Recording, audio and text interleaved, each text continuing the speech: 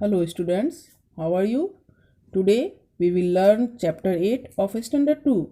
Take out your English book, open chapter 8. The apple tree. There once lived a farmer in a village. He had a big garden which was full of trees, plants and beautiful flowers. There was also a huge old apple tree in the garden. The tree was very old and had stopped bearing fruit long ago. The tree, however, was of great use.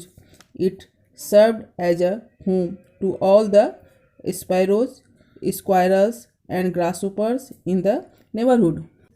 It means एक बार एक गांव में एक किसान रहता था।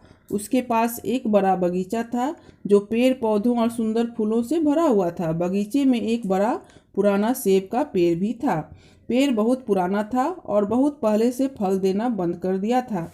हालांकि पेड़ बहुत काम का था। यह पड़ोस में सभी गौरैयों, गिलहरियों और टिड्डों के लिए एक घर के रूप में कार्य करता था। Next paragraph. The farmer gradually felt that the tree was useless, and one day he decided to cut the tree down. He also wanted to get some new furniture made, so he thought to himself that it would be a great idea to use the wood of the tree to make the furniture. The wood was still very strong and of good quality.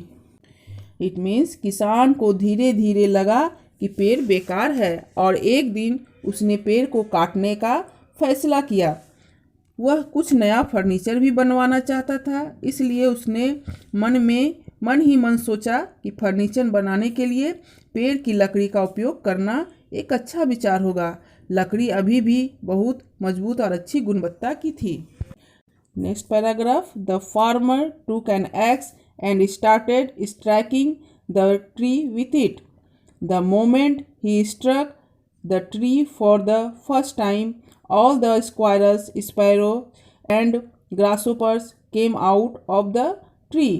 They gathered around the man and pleaded, "Please do not cut this tree. This is our home." It means किसान ने एक कुल्हाड़ी ली और उससे पेड़ पर वार करने लगा। जैसे ही उसने पहली बार पेड़ पर प्रहार किया, सभी गिलहरियां, गौरैया और टिड्डे पेड़ से बाहर निकल आए। वे उस आदमी के पास इकट्ठे हो गए और विनती करने लगे, कृपया इस पेड़ को मत काटो, यह हमारा घर है। नेक्स्ट पैराग्राफ है। The farmer did not listen to them and continued to cut the tree down with his x.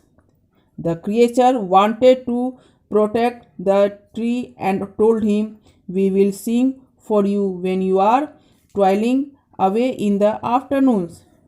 You will not feel tired." But all their requests were in vain. The farmer did not pay any attention to them. It means किसान ने उनकी एक नहीं सुनी और अपनी कुल्हाड़ी से पेड़ को काटना जारी रखा। जीव पेड़ की रक्षा करना चाहते थे और उससे कहा, "हम आपके लिए गाएंगे। जब आप दोपहर में मेहनत कर रहे होंगे, आपको थकान महसूस नहीं होगी।" लेकिन उनके सभी अनुरोध व्यर्थ थे। किसान ने उन पर ध्यान नहीं दिया। Thank you children, this is it for this video. We will continue this chapter in the second part. It's link has been given in the description box.